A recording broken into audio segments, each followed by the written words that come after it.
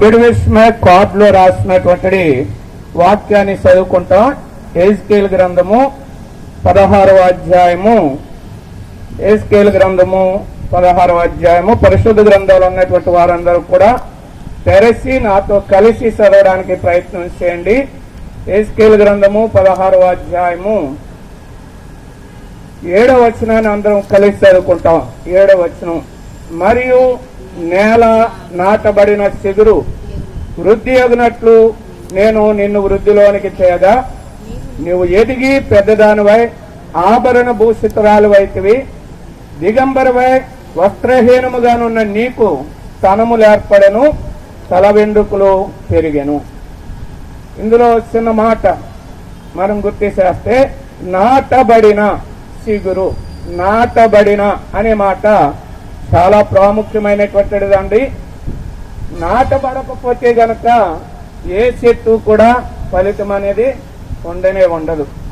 ఏదన్నా చిన్న విత్తనం తీసుకుని వచ్చి అలా వదిలేస్తామనుకోండి, ఏమన్నా ఎదుగుతుందా, దాంట్లో ఏమైనా ఫలితం ఉంటుందంటే ఫలితం ఏమీ ఉండనే ఉండదు.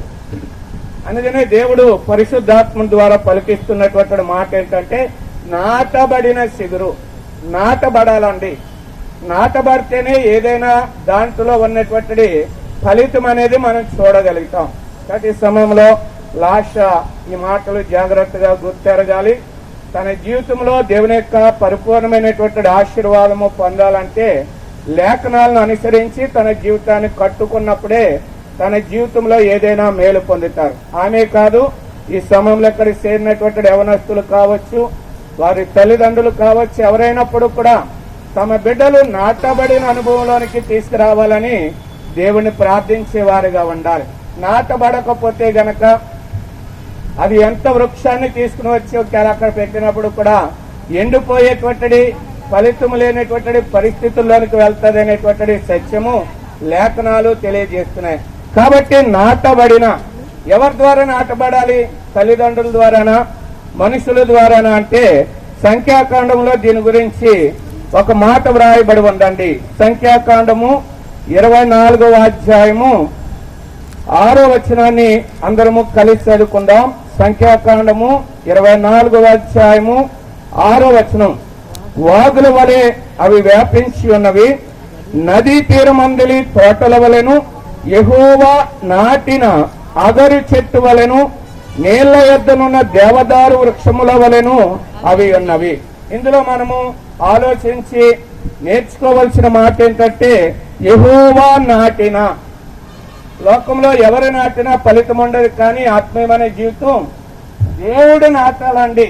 ఒక వ్యక్తిని దేవుడు నాటినప్పుడు అది ఎంతో ఫలాభివృద్ధిని కలిగించేదిగా ఉంటది. చెట్ల గురించి కూడా మరి మేము మాట్లాడుతున్నారు, ఎవరైనా నాటొచ్చు అంట. దేవుడు చెట్ల గురించి పొట్ల గురించి మాట్లాడేవాడు కాదు. చెట్టుని ఆధారం చేసుకుని ఉపమాన రీతిలో మనుషుల గురించి మాట్లాడుతున్నటువంటి మాటలండి ఇవి. కాబట్టి లోకంలో నువ్వెవరి ద్వారా నాటబడుతున్నావు? దేవుని చేత నాటబడితే నీ జీవితంలో మేలు, ఆశీర్వాదము. ఈ దినంలో మన బిడ్డలను ఎవరికి అప్పగిస్తలేదంటే దేవునికి అప్పగించడం లేదు. దేవుని చేతికి ఇస్తే గనక దేవుడు నాటుతాడండి. దేవుడు నాటినటువంటి వృక్షము లేకపోతే ఒక వ్యక్తి జీవితము చాలా ఆశీర్వాదకరంగా ఉంటుందని లేఖనాలు బహు స్పష్టంగా తెలియజేస్తున్నాయి. ఈ దినాల్లో యవనానికి వచ్చినటువంటి బిడ్డలు ఎందుకు పాడైపోతున్నారు, లోకానుసారమైనటువంటి స్థితి కలిగి ఎందుకు నష్టపోతున్నారంటే వారు దేవుని చేత నాటబడేటువంటి అనుభవంలో లేరు. లోకంలో ఉండేటువంటి పరిస్థితుల ద్వారా నాటబడుతున్నారు. ఆ పరిస్థితులు వారిని ఎంతో నష్టానికి తీసుకుని వెళ్తున్నాయి. తల్లిదండ్రులను బాధ పెట్టేటువంటి స్థితిలోనికి తీసుకుని వెళ్తున్నాయి. వారు దేవుని చేత నాటబడలేకపోవడానికి గల కారణం కూడా తల్లిదండ్రులేనండి. మన బిడ్డలు ఎలాగొన్నారు ఏంటనేది పరిశీలించుకోవడం లేదు. వారి ఇష్టానికి వదిలేస్తున్నాం. వారు ఏదంటే అదే మనం చేస్తున్నాం. వారి ఇష్టాలు వారికి మేలు చేయవండి. నువ్వు ఎరిగిన బిడ్డవు కాబట్టి నీ బిడ్డల విషయమే ఏ శ్రద్ధ కలిగి ఉంటున్నావు, వారికి ఏది మేలైందో నీకు తెలిసి ఎందుకు నీ బిడ్డలను దేవునికి అప్పగించలేకపోతున్నావు, లోకానికి అప్పగిస్తున్నావు. నిజమే, మీరు అన్నట్లుగా లోకంలో వారికి సంతోషం ఉంది, ఆనందించగలుగుతారు. ఫ్రెండ్స్ తో వెళ్లి అక్కడక్కడ షికార్లు చేస్తూ ఆ బీచ్ లోను అక్కడ ఆనందిస్తారు, సెల్ ఫోన్లతో ఆనందిస్తారు, రకరకాలైనటువంటి ఆనందాలు అనుభవించి కడాకరికి తన జీవితాన్ని నష్టపరుచుకుంటున్నాడు. తల్లిదండ్రులకు కూడా ఏం కలిగిస్తున్నాడు? దుఃఖము కలిగిస్తున్నాడు. దీనికి అంతటికీ కారణం ఎవరంటే నేను అంటాను, తల్లిదండ్రులే కారణము. ఎందుకంటే బాలుడు నడవలసినటువంటి త్రోవలు వారికి ఏం చేయలేకపోతున్నారు, తల్లిదండ్రులు బోధించలేకపోతున్నారు. బిడ్డలు బోధిస్తుంటే తల్లిదండ్రులు నడిచేటువంటి దినాల్లోనికి వచ్చేసినామండి మనం. ఈ చేతులారని బిడ్డల యొక్క భవిష్యత్తు, వారి యొక్క యవనాన్ని నువ్వే పాడు చేస్తున్నావు. దేవునికి అప్పగిస్తావా? నీ బిడ్డలు యవన వయసుకు వచ్చిన తర్వాత పాడవకుండా నేను సంతోషపెట్టి వారి జీవితాలు దేవుని చేత ఆశీర్వదింపబడేటువంటి స్థితిలోనికి రావాలంటే నీ బిడ్డలను నీవు బోధించేటువంటి బిడ్డగా ఉండాలి. వారు ఏది చెప్తే అది చేసేకు.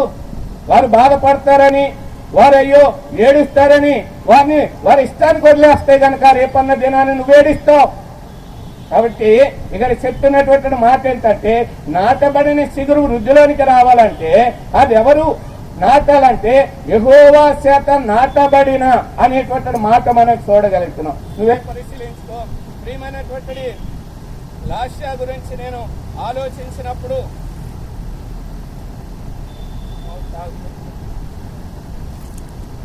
లాస్యా గురించి ప్రైజ్ లార్డ్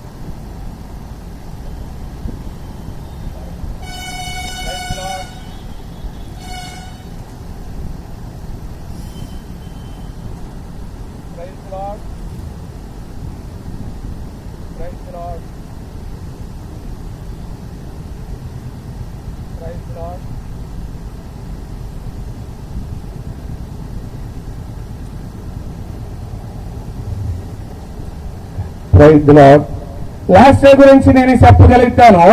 బిడ్డ పుట్టినటువంటి ఆ దినం మొదలుకుని దేవుడి యొక్క మందిరంలో ఆమె పెంచబడుతుందండి. చిన్ననాటి నుంచి సండే స్కూలు ఆమె అనుభవం కలిగినటువంటిది. కాబట్టి ఎదిగినటువంటిది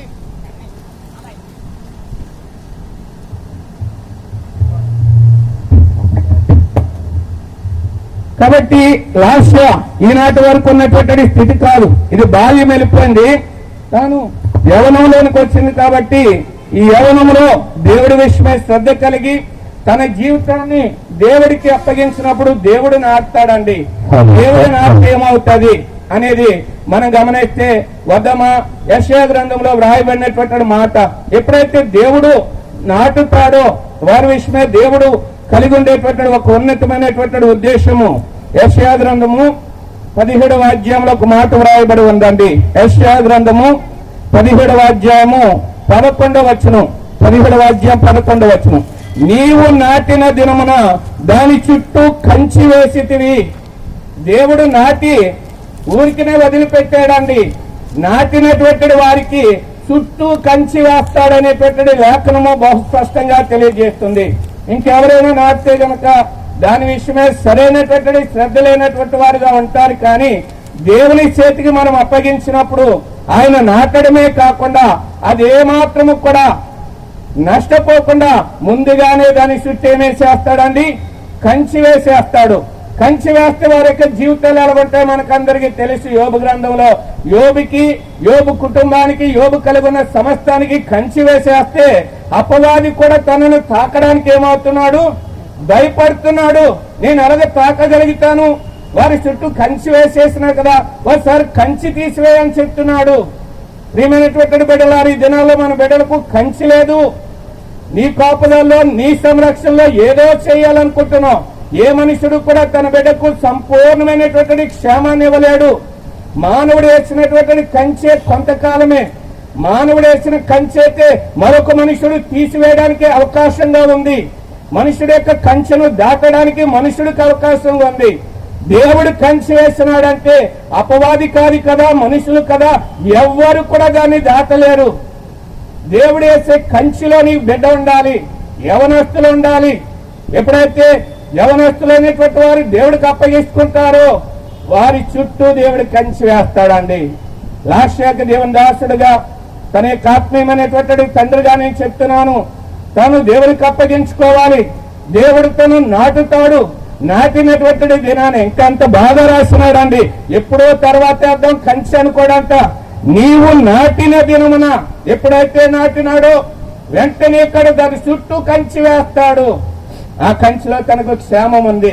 కంచి వేసి ఊరికిన కూర్చునేటువంటి దేవుడు కాదండి. చూద్దామా కీర్తన గ్రంథంలో దేవుడు అంటున్నటువంటి మరొక మాట మనం చూస్తే గనక కీర్తన గ్రంథము 80వ అధ్యాయము, కీర్తన గ్రంథం 80వ అధ్యాయము 15వ వచనాన్ని చదువుకుంటాం. కీర్తన గ్రంథము 80వ అధ్యాయము 15వ వచనం, నీ కుడి చేయి నాటిన మొక్కను కాయుము. దేవుడు కాసేవాడుకుంటాడు, కంచి వేసి మాట్లాడు కూరుకోడు, దాని మీదకి ఏది రాకుండా దివారాత్రులు మనకి తెలుసు. ఇశ్రాయేలు కాపాడువాడు కునుకడు నిద్రపోడు, ఎందుకంటే కాసే దేవుడిగా ఉన్నాడు. తల్లిదండ్రులు ఎంతకాలం కాయగలుగుతారు? రాత్రి పగలు కాయలేరండి. రాత్రి పగలు కూడా కాయగలిగిన వాడు దేవుడు ఒక్కడే. దేవుడు తన బిడ్డను కాసేవాడు ఉంటాడు. ఎప్పుడైతే దేవుని చేత నాటబడతామో కంచి వేస్తాడు. కంచి వేయడమే కాకుండా దాన్ని దివారాత్రులు కూడా ఏం చేస్తాడు? కాసే దేవుడిగా ఉంటాడు. ఈ దినాలు క్రైస్తవులమని చెప్పుకుంటున్నాం కానీ దేవుని యొక్క కోపలలో మనం ఉండడానికి ఇష్టపడలేదు. యవనస్తులే కాదు, పెద్దవారే కాదు, చిన్నవారే కాదు, దేవుని యొక్క కోపలలో ఎవరు ఉండడానికి ఇష్టపడడం లేదు. కారణం ఏంటంటే కొంత తెలిసేటోడికి మాకు తెలుసండి అనే కాడికి వెళ్ళిపోతాయి. ఏం తెలుసు నీకు? దేవుని యొక్క కోపదల ఎంత విలువైందో నీకు తెలుసా? నువ్వు నీ డబ్బుతో, నీ ఘనతతో, నీ బలముతో వేసుకునేటువంటిది ఏ కంచె కూడా నిలవదండి. దేవుని యొక్క కంచె, దేవుని యొక్క కాపుదల దేవుని యొక్క జీవితంలో నీకు ఎప్పుడూ కూడా ఇచ్చేవాడు ఉంటాడు. అందుకని వాస్తవం చెప్తాడు, ముదుము వచ్చే వరకు ఎత్తుకునేవాడును నేనే అంటున్నాడు.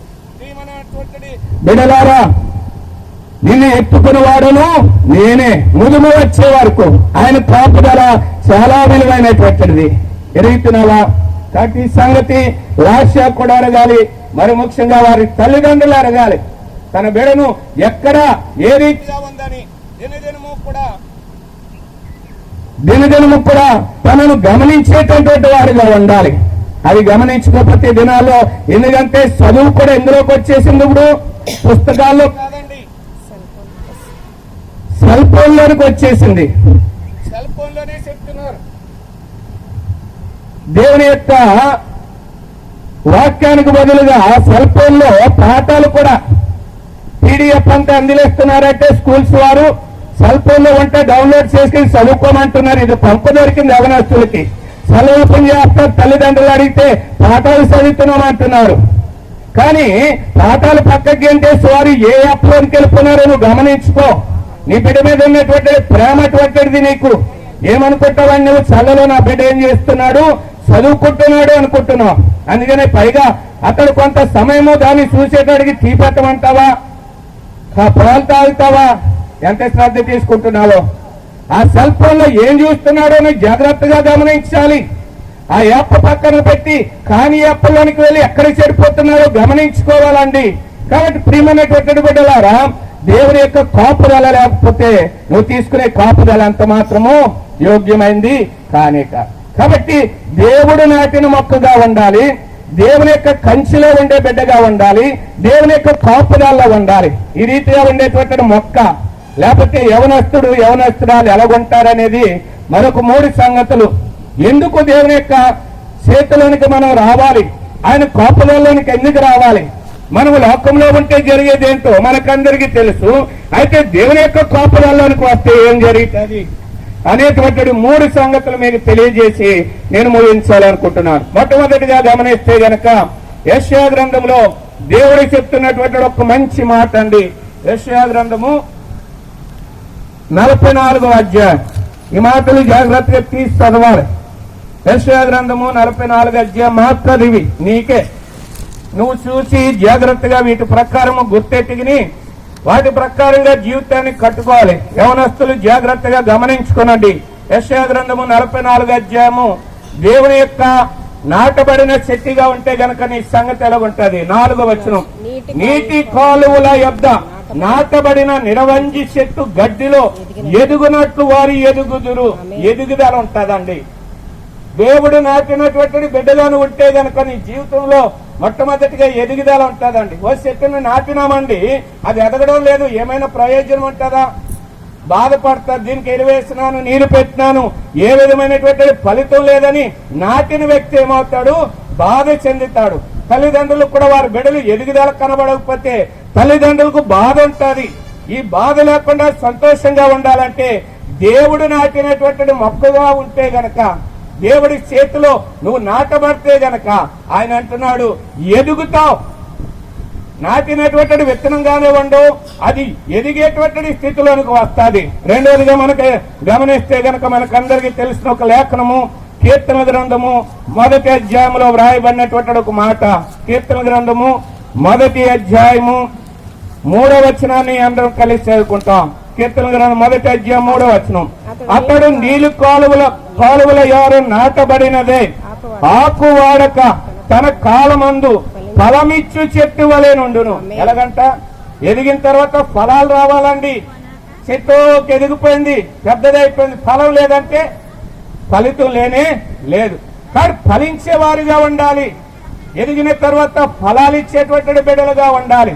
అది ఎవరి వల్ల వస్తుందంటే దేవుని చేత నాటబడితే, దేవుని యొక్క కంచిలోను కాపుదల్లో ఉంటే రెండో అనుభవం ఏంటంటే ఎదగడమే కాదు, ఫలించేటువంటి అనుభవంలోనికి వస్తారని లేఖనం బాగా స్పష్టంగా తెలియజేస్తుంది.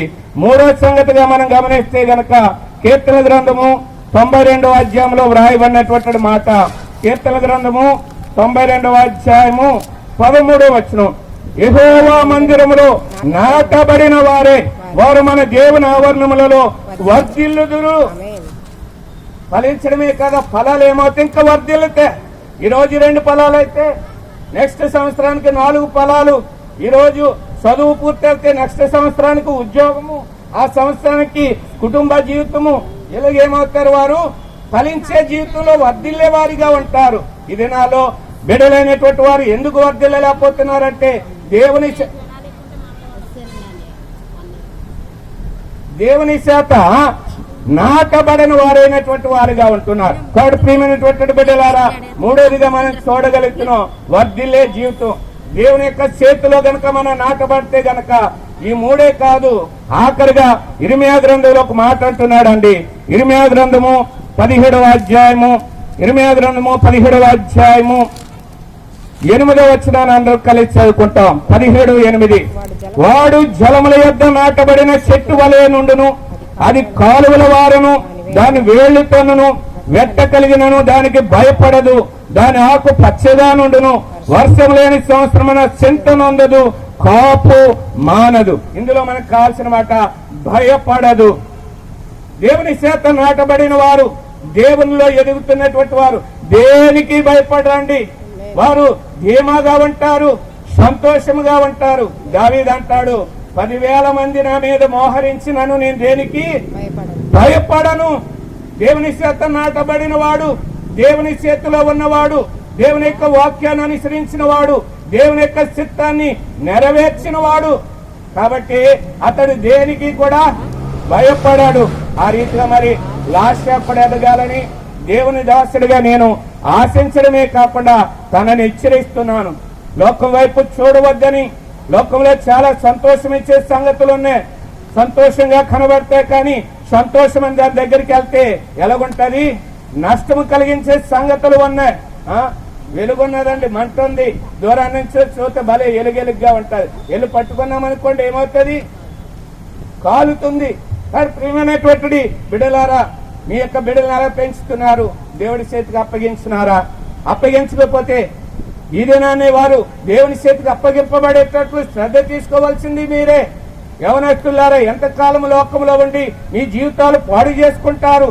దేవుడు మిమ్మల్ని ఉన్నతమైనటువంటి స్థితిలో ఉంచాలనుకుంటున్నాడు. ఆయన మన కొరకు ప్రాణం పెట్టినాడండి. మానవుడు తన పాపాన్ని బట్టి లోకానికి లోనైపోయి లోక సంగతులను బట్టి నాశనానికి వెళ్ళిపోయినప్పుడు కూడా దేవుడు మనల్ని అందరినీ ప్రేమించినాడు. ఏ తల్లిదండ్రులు గాని, బంధువులు గాని, స్నేహితులు గాని చేయనటువంటి గొప్ప కార్యం చేసినాడు. నువ్వు ఫలించాలి, వృద్ధిలోనికి రావాలి, ఏ భయం లేనటువంటి వాడిగా జీవించాలని నీ కొరకు నా కొరకే ఆయన రక్తాన్ని కార్చిన దేవుడిగా ఉన్నాడు. తన ప్రాణము సైతం పెట్టినటువంటి వాడిగా ఉన్నాడు. నీవు పొందవలసిన నరక శిక్ష నుంచి నిన్ను తప్పించినటువంటి వాడిగా ఉన్నాడు. యేసు ప్రభు నీ కొరకు చేసిన కార్యము లోకంలో ఎవరు చేయరండి. నిన్ను ఎంతో ప్రేమిస్తున్నావు, మా ప్రాణము నీవనే తల్లిదండ్రులు కూడా అవసరమైతే నీ కొరకు ప్రాణం పెట్టరు. ఎంత డబ్బైనా ఖర్చు పెడతారు, ఎన్ని సంగతులైనా చేస్తారు. కానీ నీ జీవితం బాగుపడాలంటే నిన్ను రక్షించిన దేవుడు, నీ కొరకు ప్రాణం పెట్టిన దేవుడు, ఆయన అంటున్నాడు, ప్రయాసపడి భారం మోసుకునిస్తున్న సమస్త జనులారా నా యొద్దకు రండి, నేను మీకేమిస్తాను? విశ్రాంతి, నెమ్మది ఇస్తాను. ఇది నాలో నెమ్మది ఇచ్చేసి దగ్గరికి రాలేకపోతున్నారు, ఆయా మార్గాలు వెళ్తున్నారు, నెమ్మది లేకుండా జీవిస్తున్నారు, నెమ్మది లేని జీవితంతోనే వారి జీవితాలు ముగిస్తున్నారు, నెమ్మది లేనటువంటి నిత్యాగ్ని గుండానికి వెళ్తున్నారు, యుగ యుగాలు యాతన పొందేటువంటి ఆ మరణానికి వెళ్ళిపోతున్నారు. దేవుడు లోకం ఎంతో ప్రేమించెను. ప్రియులారా, మిమ్మల్ని అందరినీ దేవుడు ప్రేమిస్తున్నాడు. ఆయన చేతుల్లోనికి రమ్మని పిలుస్తున్నాడు. ఈ సంగతులన్నీ మారుస్తాడు. ఆయన నీకు నెమ్మది ఇస్తాడు. ప్రియమైనటువంటి బిడ్డ కూడా దేవుని ఎరగడమే కాదు, త్వరగతిని దేవుడిని అడిగి తన హృదయాన్ని కూడా దేవుడికి ఇచ్చి మారు మనసు పొంది అన్ని విషయాల్లో దేవుడి యొక్క మార్గాల్లో నడవాలని మరోసారి బిడ్డను హెచ్చరిస్తూ, తల్లిదండ్రులకు కూడా బిడ్డ విషయమే శ్రద్ధ కలిగి తను బాధపడినా దుఃఖపడినా దేవుడి మార్గాలు తప్పినప్పుడు బెత్తం వాడాలండి. కానీ ఇట్లకి బెత్తాలు వాడడం కాదు. నువ్వు కొట్టుకాడికి వెళ్ళమంటే వెళ్ళలేదని కొట్టడం కాదు, నువ్వు చెప్పిన మాట వెళ్ళలేదని కొట్టడం కాదు. దేవుడి యొక్క వాక్యాలు చదవకపోతే కొట్టు, మందిరానికి వెళ్ళడం మానేస్తే కొట్టు, దేవుడి కార్యాలకు రానంటే కొట్టు. వారు సరి చేయబడతారు, వారు భయంకరమైనటువంటి ఆ యొక్క ఆపద నుంచి తప్పించబడతారు, వారు ఉన్నతులుగా చేయబడతారు. ఆ రీతిగా లాస్య చేయబడడానికి దేవుని యొక్క వాక్యాన్ని అనుసరించి నడవడానికి పరిశుద్ధాత్ముడు అన్ని విషయాల్లో తనకు తన నడిపింపును అనుగ్రహింపజేసి తన క్షేమంతో నింపి తన యొక్క ఉన్నతమైనటువంటి జీవితాన్ని ఆశీర్వాదకరంగా మార్చునుగాక. ఈ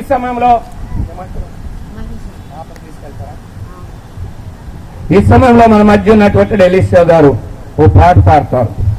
ఆ పాట పాడి